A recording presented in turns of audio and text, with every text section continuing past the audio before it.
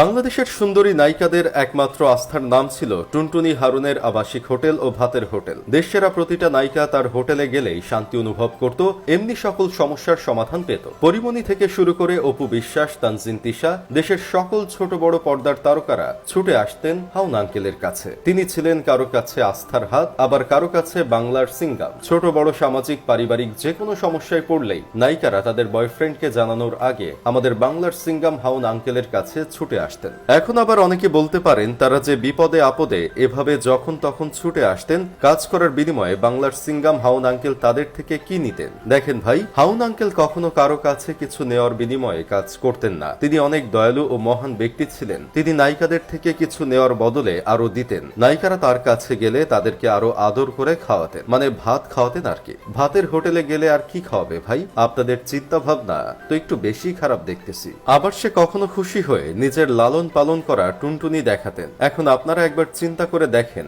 মানুষ ঠিক কতটা মহান হলে কিছু নেওয়ার বিনিময়ে নয়, বরং দেওয়ার বিনিময়ে কাজ করে দিতেন। সবাই তাকে বাংলার সিঙ্গাম বলে ডাকে। আমার তো তাকে ডিবির ফেরিওয়ালা হাতিম তাই বলে মনে হয়েছে। তবে এখন যে সেই বাংলার সিঙ্গামটা নেই, তাহলে দেশের নায়িকারা তাদের বিপদে আপদে কোথায় যাবে? কোন নায়িকার ক্ষুধা লাগলে কোথায় গিয়ে তাদের ক্ষুধা মেটাবে? এটা ভাবতেই তো খারাপ লাগছে। আমার বন্ধু কেরামত আবার হারুন আঙ্কেলের ভাতের হোটেলের অনেক বড় ভক্ত ছিল। কখন কে কে এই ভাতের হোটেলে গিয়ে ভাত খাইতো, কে কখন হারুনের আবাসিক হোটেলে যাইতো, সবকিছু নোট করে রাখতো কেরামত। কিন্তু এখন কেরামতের মন খুব খারাপ, কারণ সে আর হারুনের ভাতের হোটেলের কোনো ছবি দেখতে পারবে না, আবাসিক হোটেলের কোনো টুনটুনির ভিডিও দেখতে পারবে না। এটা ভেবেই দিনের পর দিন মন খারাপ করে বসে থাকছে কেরামত। এখন যদি কারো বিকাশ থেকে টাকা চুরি হয়ে যায়, সেই টাকাকে উদ্ধার করে এনে দিবে। তারকাদের হুমকি ধামকি দিলে সেই লোককে ধরে এনে কে শাস্তি দিবে? কোন সেলিব্রিটির ফেসবুক পেজ যদি হ্যাক হয়ে যায়, তাহলে কান্না করতে করতে এখন তারা কার কাছে সাহায্য চাইবে? এসব কথা ভাবতে ভাবতেই তো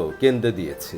যেখানে আমার অবস্থাই এমন, সেখানে তার থেকে সার্ভিস নেওয়া নিয়মিত কাস্টমার তারকাদের না জানি কি অবস্থা। তবে খারাপ লাগলো, যে মানুষটা অন্য মানুষকে এভাবে আদর আপ্যায়ন করত, ফ্রি সার্ভিস দিত, সেই এখন রাস্তাঘাটে মানুষের কেলানি খাচ্ছে, অথচ কেউ এগিয়ে আসে নাই। আসলে বিপদের সময় কেউ পাশে থাকে না। তা না হলে বাংলার সিঙ্গামকে এভাবে কুত্তামার দেওয়ার পরেও কোনো তারকা এগিয়ে আসলো না, এটা মানা যায়। কিন্তু বিভিন্ন ইন্টারভিউতে তারা ঠিকই বলে বেড়াতো, ডিবি হারুন আমাদের আস্থার জায়গা। শুনতেছি হিরো আলম নাকি হারুনের ভাতের হোটেলের কাহিনী নিয়ে একটি সিনেমা করবে, যেই সিনেমার নাম হবে মাস্তান হারুন। আরেকটা সিনেমা করবে আরাফাতের চার বউ। আপনারা তো এই আরাফাতকে তো চিনতে পেরেছেন নাকি, যে হিরো আলমের সাথে ভোটে হেরে গিয়েও এমপি হয়ে গিয়েছিলেন। তাকে নিয়ে এখন সে সিনেমা বানাতে চাচ্ছেন। অথচ হিরো আলমকেও একসময় দেখা যেত ক্ষুধার তাড়নায় ভাতের হোটেলে গিয়ে ভাত খেতে আর হোটেলের প্রশংসা করতে। এখন বেচারাও নাকি এই হোটেল নিয়ে সিনেমা বানাবে, ভাবা যায়। যাই হোক, শেষমেশ আমি গোলাম হোসেন একটা কাজের কথা কই। ভাতের হোটেল আর আবাসিক হোটেল মুক্ত হয়ে গেল ডিবি কার্যালয়। এখন ক্ষুধার্তরা কি খেয়ে থাকবে, তাদের খোঁজ খবর কি আপনারা একবারও নিয়েছেন?